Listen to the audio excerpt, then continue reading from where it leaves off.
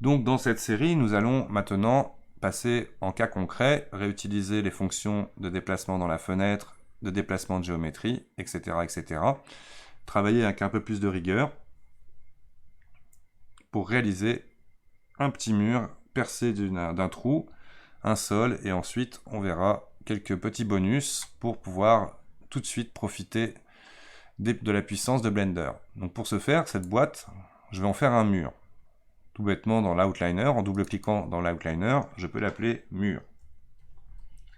Il y a un raccourci clavier pour renommer directement une géométrie, c'est F2 du clavier va vous permettre d'automatiquement accéder à Object Name.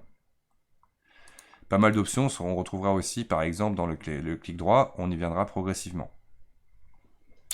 Maintenant que mon mur est sélectionné, je vais venir en Edit Mode. Donc là pour l'instant tout ce que je manipulais c'était les objets. Donc maintenant ce que je voudrais manipuler ce sont les faces de mes objets. Donc là je passe en Edit Mode.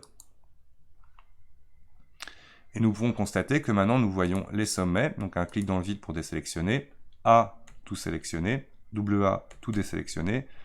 Les fonctions que nous avions vues en mode objet sont identiques en mode Edit. En haut, à côté de Edit Mode, vous allez trouver les trois types d'objets que vous allez pouvoir modifier. Donc les vertex, qu'on va appeler les sommets, on a les arêtes et les faces. Donc pour faire notre mur, rien de plus simple que de sélectionner une face et d'ensuite la déplacer. Pour déplacer de manière efficace, nous allons utiliser les outils de transformation. On va utiliser l'outil Move. L'outil Move va vous permettre par interactivité de choisir dans quel sens vous allez pouvoir déplacer votre géométrie. Tout simplement, là si je me mets sur l'axe Z et que je clique et je glisse, je vais automatiquement déplacer ma géométrie. Ma sélection. Tout bêtement, nous allons pouvoir comme ça déplacer les éléments un par un. Si on veut être précis, on constate que dans le panneau Object Properties, la valeur effectivement du point de référence de ma géométrie, de point d'origine, lui ne bouge pas. Elle ne bouge pas.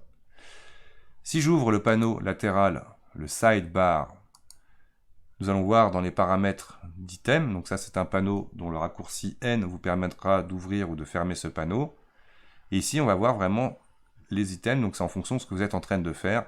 Ici donc on voit par exemple que j'ai mis cette face là à 6 mètres quasiment de hauteur. On imagine je vais faire un mur un peu moins haut, j'appuie sur 3 mètres et je peux comme ça rentrer la valeur que je désire. Vous allez comme ça pouvoir aussi jouer avec la sélection multiple, comme je vous l'ai montré pour les objets, avec majuscule. Et en prenant par exemple l'outil échelle, je vais pouvoir, en me limitant à l'axe d'abord X, écraser la largeur de mon mur. Et sur l'axe Y, par exemple, lui donner sa largeur.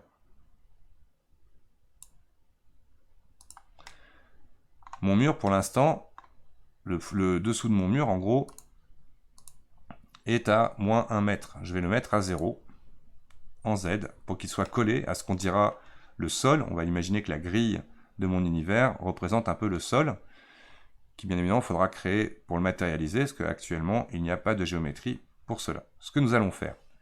La chose à ne pas faire, en tout cas dans mon exemple, c'est directement ajouter un plane, parce que tout bêtement vous allez vous retrouver avec une géométrie qui sera à l'intérieur de mon mur. Donc je ne pourrai bien évidemment m'amuser à travailler avec, mais il est intéressant de pouvoir justement lister différents objets.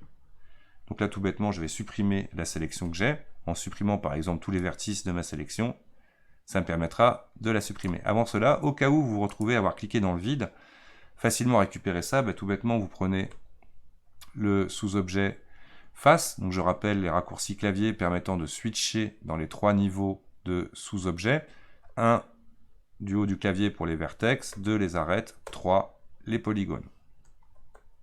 On imagine si je suis en mode sommet, je sélectionne un sommet, là on voit effectivement que je ne vais pas pouvoir sélectionner les autres, sauf si je fais majuscule ou si je fais un rectangle de sélection. Une façon aussi de faire, c'est de simplement survoler la géométrie et appuyer sur L. Automatiquement, il va sélectionner tout ce qui est lié. Chose que l'on retrouvera dans sélection Linked.